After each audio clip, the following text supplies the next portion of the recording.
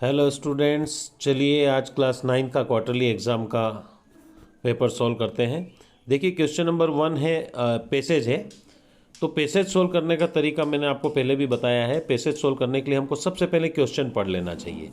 ये 5 प्रश्न, अगर हम इन प्रश्नों को पढ़ लेते हैं, प्रश्न पढ़ के आंसर देते जाते हैं, तो हो सकता है हमको पूरा पैसेज ना भी पढ़ना पड़े, है ना। पहला प्रश्न है, where was the man walking. अब आप देखिए, आप पैसेज में देखते हैं अपन, तो शुरू ही लाइन में दे रखा है the man was walking through a desert, है ना। चलिए अब फिर क्वेश्चन नंबर 2 है, व्हाट डिड ही फाइंड, उसको क्या मिला। अब आप देखिए दूसरी लाइन में यहां पर दे रखा है ही फाउंड अ ट्री, ये आपका आंसर हो गया, ठीक है। फिर जब हम तीसरा क्वेश्चन पढ़ते हैं, how did the traveller feel when he got a tumbler full of cold water. देखिए वो बहुत प्यासा था, उसको जब पानी से भरा हुआ बर्तन मिला तब उसको कैसा लगा। अब आप जब देखिए उसके हम आगे बढ़ते जा रहे हैं, 4th लाइन में देखिए, द ट्रेवलर वॉज हैप्पी, उसको कैसा लगा, तो आप इसको आंसर में लिख सकते हैं द ट्रेवलर वॉज हैप्पी, ठीक है। फिर क्वेश्चन नंबर 4 नीचे आ रहा है, who gave fruits to the traveller. अब देखिए ट्रेवलर को फ्रूट्स किसने दिए, कैसे पता चलेगा, तो उसने ट्री को थैंक दिया था लास्ट में, है ना। तो हमको ये पता चल रहा है कि ट्रेवलर को फ्रूट्स किसने दिए, ट्री ने दिए, है ना। अब लास्ट क्वेश्चन है, what did the traveller do before continuing on his journey. उसकी जर्नी कंटिन्यू करने से पहले उसने क्या करा, तो अभी लास्ट लाइन में देखिए, ही थैंक्ड द ट्री, उसने पेड़ को धन्यवाद दिया। ये आपका 5वां प्रश्न हो गया, ठीक है। अब हम क्वेश्चन नंबर 2 पर आते हैं। देखिए क्वेश्चन नंबर 2 में भी वैसा ही है, पैसेज है और नीचे 5 क्वेश्चंस दिए हुए हैं। हमको सबसे पहले क्या करना है, क्वेश्चन पढ़ना है। पहला क्वेश्चन क्या है, where did the lion go to drink water.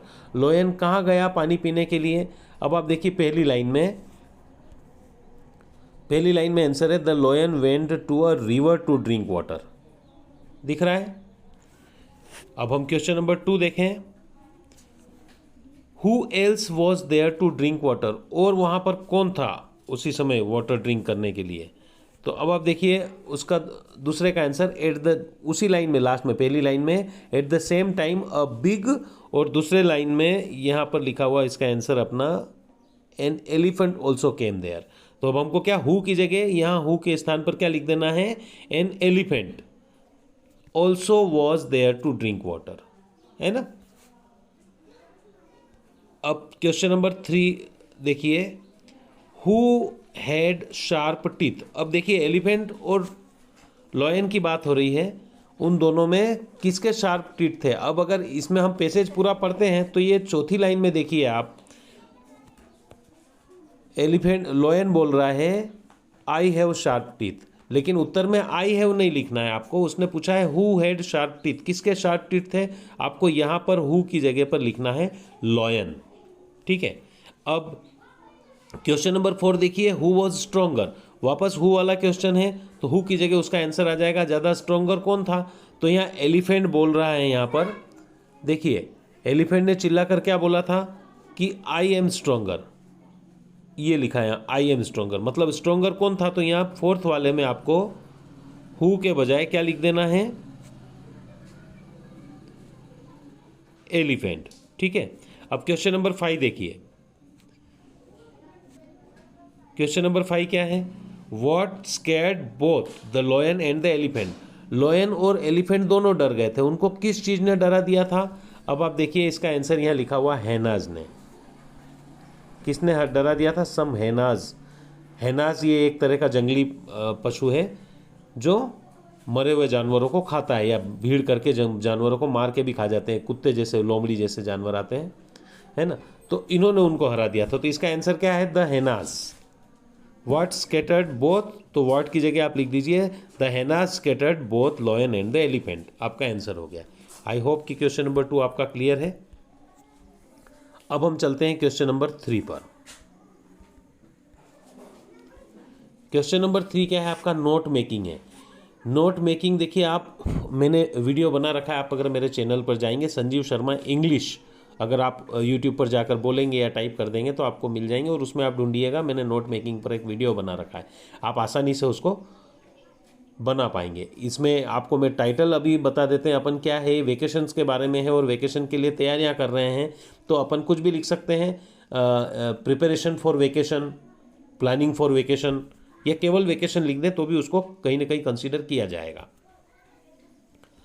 अब क्वेश्चन नंबर 4 देखिए आप, क्वेश्चन नंबर 4 पर क्या आया है, write an application to the principal of your school asking 3 days leave as you are ill. अब देखिए जो ILL इल लिखा हुआ है, इस इल का क्या मतलब होता है, बीमार। आप बीमार है मतलब बीमारी की छुट्टी की एप्लीकेशन लिखना है, और कितने दिन की लिखना है हमको, 3 दिन की लिखना है ना, 3 दिन की एप्लीकेशन लिखना है। तो अब आप होप लिख दीजिएगा, एप्लीकेशन तो हम लिख सकते हैं, और अगर आपको कहीं दिक्कत आ रही है तो वही मेरे चैनल पर आप देखिएगा, मैंने एप्लीकेशन का वीडियो दे रखा है, वो आप अगर उसको देख लेते हैं तो आप बेसिक से बिना प्रश्न समझे भी एप्लीकेशन लिख सकते हैं। ठीक है, अब मैं इस पे ज़्यादा डिटेल चर्चा नहीं कर रहा हूँ। क्वेश्चन नंबर 5 देखिए, वे ऐसे लिखने के लिए आता है, लेकिन आपके इसमें क्या आ गया है, फैमिली के बारे में कुछ एक सेंटेंस लिखना है, पैराग्राफ लिखना है। तो उसमें पेरेंट्स के बारे में, ब्रदर्स के बारे में, सिस्टर्स के बारे में और अदर रिलेटिव्स के बारे में हम लिख सकते हैं। तो आप अपने बारे में भी लिख दिए कि आई एम, जो भी नाम हो अपना वो लिख दीजिए, I study in this class, my father's name is, ये है जो भी नाम हो, और my father is a teacher, या जो भी वो जॉब करते हो, फिर मदर के बारे में लिख दीजिए। ऐसे हम चाहें तो ये 5 नंबर आप पूरे कमा सकते हैं। और वो नहीं आ रहा है तो आप किसी भी फेस्टिवल के बारे में लिख सकते हैं, है ना। इस बारे में डिटेल आपको मैं अलग से बताऊंगा, बाकी जो शॉर्ट अभी जो कर सकते हैं वो आगे करते हैं। अब आप देखिए क्वेश्चन नंबर 6 में आपको क्या करना है, on the basis of the picture given below describe how we can keep ourselves fit and healthy. देखिए हम अपने आप को फिट और हेल्दी कैसे रख सकते हैं, है ना, इस पर हमको एक पैराग्राफ लिखना है। अब यहाँ नीचे द इम्पोर्टेंस ऑफ ट्रीज दे रखा है, इस पिक्चर को देखना है। देखिए हमको अपने बारे में लिखना है कि हम अपने आप को कैसे फिट रख सकते हैं, और पिक्चर दे रखी है पूरी किसके बारे में, ट्रीज के बारे में, है ना। तो अब हमको ये बताना है कि हम अपने आप को फिट रखने के लिए हमको पहले प्लांट्स को बचाना पड़ेगा, है ना। अगर प्लांट सुरक्षित रहेंगे तो हम अपने आप को फिट भी रख सकते हैं। तो we have to save trees, है ना। ट्रीज, अब ये जैसे लिखा हुआ इंपॉर्टेंस ऑफ ट्रीज, इससे आप एक वाक्य बना सकते हो कि trees are very important to us. फिर आप देखिए यहाँ लिखा हुआ है, ये ट्रीज क्या करते हैं, to keep ourself fit we should save trees. क्यों, क्योंकि trees remove carbon dioxide, trees reduce soil erosion. Trees क्या करते हैं, ट्रीज हमको क्या देते हैं, trees provide fruits, trees provide medicines, trees add oxygen, trees prevents, trees करके आप सेंटेंस इतने सारे बना सकते हैं, प्रिवेंट्स फ्लडिंग्स, है ना, ट्रीज कूल्स आवर हाउसेस, है ना। अब इसके लिए लिख दीजिए वी शुड सेव ट्रीज, है ना, and we should plant trees. अब देखिए ये आप इतना लिख देते हैं तो आप इसको आराम से पैराग्राफ बना सकते हैं। अब हम चलते हैं फिल इन द ब्लैंक्स में। ठीक है, फिल इन द ब्लैंक्स में क्या है, देखिए fill in the blanks choosing the correct alternatives given in the bracket. Bracket में अल्टरनेटिव्स दिए हुए हैं। पहला सेंटेंस है द वर्ड वेक्स राइम। देखिए राइम्स क्या होता है पता है आपको, ये जो राइम्स लिखा हुआ है, राइम्स मतलब होता है एक जैसे उच्चारण वाले शब्द। जैसे वेक्स लिखा है, फेक्स लिख दो, इसका एक्स लिख दो, ये इसके राइमिंग वर्ड। देखिए यहाँ एक्स लिखा हुआ है, ठीक है। अब रिपब्लिक डे इज सेलिब्रेटेड। अब कोई भी दिन कभी मनाया जाता है जब तारीख आ जाती है 26 जनवरी आ गया तो उसके आगे ऑन आता है, यहाँ पर आपको आएगा ऑन, ठीक है, on January 26। Many people consider Ashoka is one of the, देखिए अशोका को कैसे मनाते थे, one of the greatest. Superlative degree है, सुपरलेटिव डिग्री में उसके आगे द लिखा हुआ, देखिए ये जो द लिखा हुआ आप देखिए यहाँ द, और सुपरलेटिव डिग्री है ग्रेटेस्ट, ठीक है। इसके बाद हम आगे बढ़ें, the exams dash start next week. अब देखिए यहाँ आपको आ जाएगा the exams will start next week, ठीक है। फिर नंबर 5 है the plant dash a tree and fruits grow on it. अब देखिए प्लांट जो है ना, पहले क्या होता है, प्लांट सिंगुलर है यहाँ पर, और प्लांट सिंगुलर है तो बिकम नहीं आ सकता, क्योंकि बिकम अगर आया तो यहाँ पर एस लगाना पड़ता है, यहाँ पर बिकम्स होता है। और प्लांट्स कम अ ट्री भी नहीं हो सकता है यहाँ पर। अब यहाँ इसलिए पास्ट इंडेफिनिट का आएगा, plants the plant became a tree, plant tree बना और उसके अंदर फल लगे। देखिए यहाँ पे भी पास्ट फॉर्म आया है ग्रीव, ठीक है, तो सही आंसर है बिकेम। अब 6th वन है the rainy season starts dash the summer. अब रेनी सीजन समर के कब स्टार्ट होता है, समर के बाद में, तो क्या आ जाएगा, the rainy season starts after the summer, ठीक है, समर के बाद में। क्लियर है। अब हम चलते हैं next question, question number 8। Do as directed, कोई 5 करना है, हम सभी 6 पर चर्चा करेंगे। अब देखिए, अब इसमें क्या है, ये आपको रीअरेंज करके बनाना है। 5 शब्द है, वाइल्ड है, लीव है, अ है, इन है, एनिमल्स और फॉरेस्ट है। अब हमको यहाँ पर इनको रीअरेंज करना है, तो हमेशा हमको सब्जेक्ट से शुरू किया जाता है कि हम किसकी बात कर रहे हैं। तो कैसे होगा, सबसे पहले आएगा एनिमल्स, फिर आती है वर्ब लीव, अब उसके बाद में वाइल्ड एनिमल्स है ना, ये भी फर्स्ट है। वाइल्ड एनिमल्स जंगली जानवर, कहाँ रहते हैं, वाइल्ड एनिमल्स, लीव, इन, फिर इन आएगा, फिर अ आएगा, इन अ फॉरेस्ट। समझ में आ रहा है, मतलब वाइल्ड एनिमल्स हो गया, ये तीसरे नंबर पर इन, तीसरे नंबर पर अ, और ये फॉरेस्ट। कैसे 3 टुकड़ों में बना दिया अपन ने, वाइल्ड एनिमल्स, लीव वर्ब हो गई, और उसके बाद में इन अ फॉरेस्ट। क्लियर है। दूसरा है ही टीचेस इंग्लिश। अब देखिए इसको नेगेटिव बनाना है, तो हमको क्या करना है, यहाँ पर जो टीचर्स में एस लगा हुआ, इस एस को हटा देंगे, और यहाँ ही के बाद में डज नॉट आ जाएगा। क्या आ जाएगा, डज नॉट, है ना, तो क्या बन जाएगा, he does not teach English. ध्यान रखिएगा, टीच में से एस हट गया है, ई एस। तीसरा है the teachers are preparing the stage for a dance competition. ठीक है, अब इसको क्या करना, चेंज इनटू पास्ट कंटिन्यूस। देखिए बहुत सिंपल है, पास्ट कंटिन्यूस कैसे होगा, प्रेजेंट कंटिन्यूस में आर हो रहा है, इस आर को हमें हटा देना है और इसकी जगह WERE वर लगा देंगे, तो हमारा पास्ट कंटिन्यूस टेंस बन जाएगा। बाकी सेंटेंस बिल्कुल एज इट इज लिखना है, बिना कोई बदलाव किए। अगला 4th वाला सेंटेंस है the students are going to the fort, the fort was built in 14th century. अब देखिए कंबाइन करना है हमको, किससे कंबाइन करना है, विच से, है ना। अब विच ये जो होता है रिलेटिव क्लोज होगा, ये कंबाइन होकर विच किसके लिए आ रहा है, द फोर्ट के लिए आ रहा है, तो फोर्ट के जस्ट बाद आएगा। तो हमारा सेंटेंस क्या बन रहा है, the students were going to the fort, उसके बाद क्या आ जाएगा, विच, और फिर से वापस द फोर्ट रिपीट करने की जरूरत नहीं, इसके बाद आ जाएगा was built in the 14th century. समझ में आया, the students are going to the fort which, उसके बाद दूसरे सेंटेंस वॉज से शुरू करेंगे, was built in 14th century. फिर 5th वाला सेंटेंस है the she studies maths, Hindi and English at school. हमको क्वेश्चन बनाना, मेक क्वेश्चन यूजिंग व्हाट। देखिए व्हाट से क्वेश्चन बनाएंगे तो व्हाट का जो जवाब है वो हमको वहाँ से हटाना है। तो व्हाट का क्या जवाब है, वो पढ़ती है, क्या क्या पढ़ती है, मैथ्स पढ़ती है, हिंदी पढ़ती है और इंग्लिश पढ़ती है। तो अब ये हमको जवाब हटा देंगे और व्हाट से क्वेश्चन शुरू होगा, और चूंकि प्रेजेंट इंडेफिनिट टेंस का है तो व्हाट डज से स्टार्ट होगा। तो हम शुरू करेंगे व्हाट और डज, है ना, व्हाट डज से शुरू करके फिर what does she study, IES हट जाएगा, क्या बच जाएगा, STUDY, what does she study, और एट स्कूल। हमने क्या क्या काट दिया इसमें से, ये जो आंसर था वो काट दिया। तो what does she study at school. I hope आप समझ गए होंगे।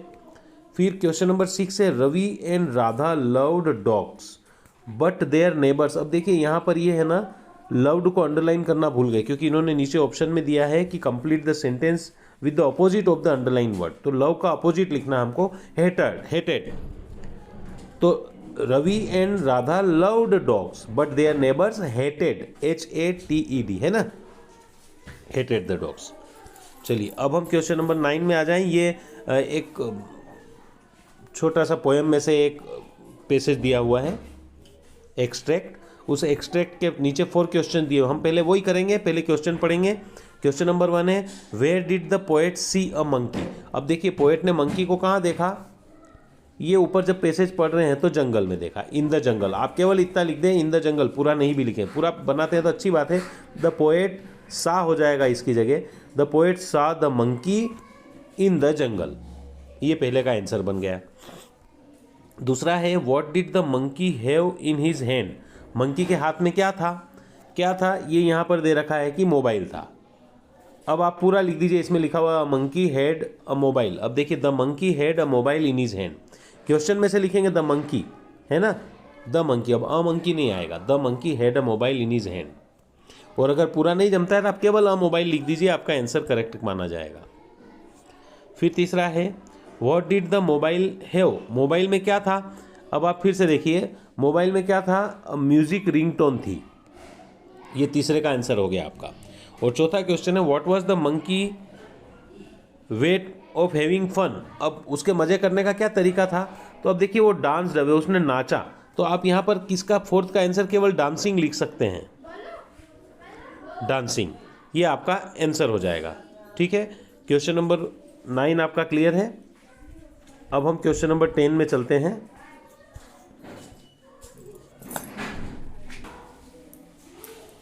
चलिए क्वेश्चन नंबर 10 है, प्लूरल मैच करना है हमको, सिंगुलर प्लूरल दे रखे हैं। अब देखिए सेल्फ, ये तो मेरे ख्याल से आप सब लोगों ने सही कर ही दिए होंगे। सेल्फ का होगा सेल्व्स, है ना, वन का क्या होगा ई।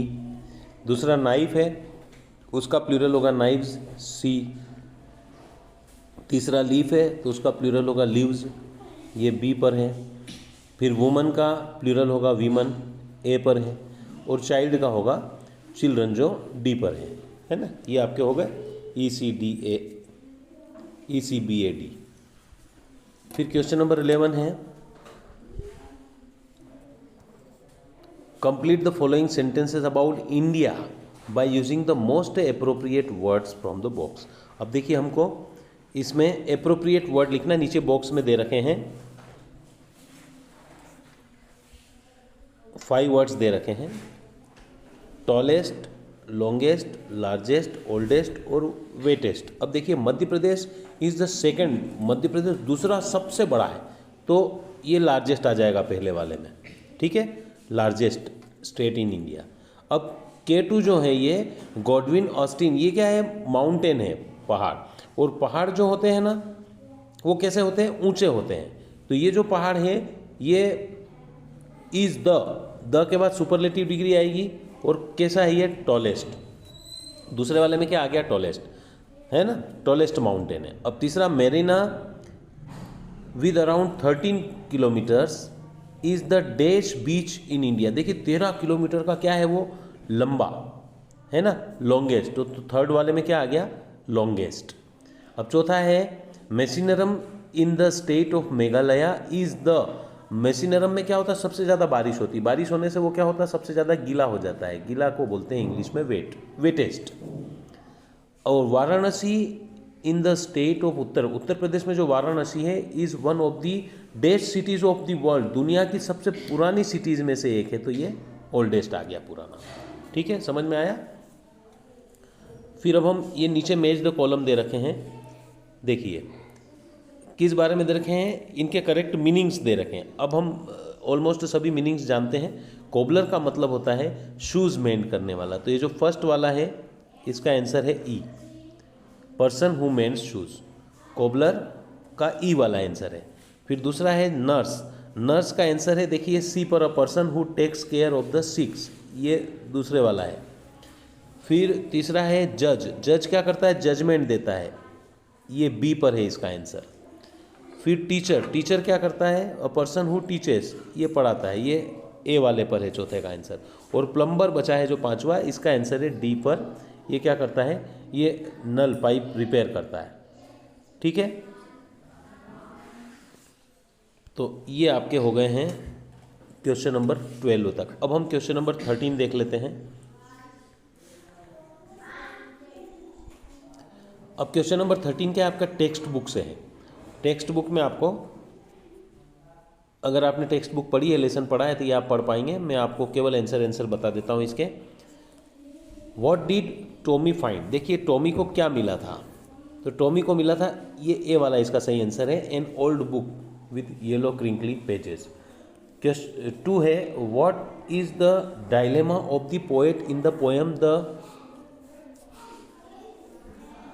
Road not taken. देखिए रोड नॉट टेकन में जो पोएम के मन में जो भय है वो क्या भय है, क्योंकि उसमें 2 रास्ते होते हैं, तो उसको मेरे ख्याल से ये आंसर आएगा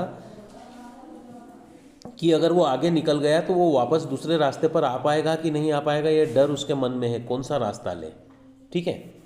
3rd वाला है, which award was given to Evelyn in 1991। 1991 में एवलिन को कौन सा अवार्ड मिला था, तो सोलोइस्ट का मिला था, एक वादक है ना, soloist of the year, C वाला आंसर है। Where did Bismillah play the shehnai on 15 August 19, देखिए 15 अगस्त 1947 जब हमारा देश आज़ाद हुआ था, उस दिन रेड फोर्ट पर बिस्मिल्लाह खान साहब ने शहनाई बजाई थी। फिर question number 5, where did the grandmother what did the grandmother give to Kezia when she was sobbing. Sobbing में जब उसकी नाक बह रही थी तब ग्रैंड मदर ने उसको क्या दिया, एक साफ हैंकी दिया, क्लीन हैंकी, ए वाला आंसर है। Who breaks the shutters of the window. अब देखिए विंडो की जो शटर कौन तोड़ देता है, तो ये लास्ट जो डी वाला है ऑप्शन है इसका, WIND लिखना भूल गए, ये स्पेलिंग अधूरी रह गई है, WIND, विंड, विंड मीन्स हवा। ये हो गया आपका क्वेश्चन नंबर 13। अब आपका क्वेश्चन नंबर 14, 15 और 16 ये आपके टेक्स्ट बुक से क्वेश्चन आंसर्स हैं जो आपने प्रिपेयर किए हो, उस बेसिस पर आप कर सकते हैं। बाकी हम और चर्चा करेंगे आगे। ठीक है, अभी तक के लिए इतना बहुत है। Okay bye.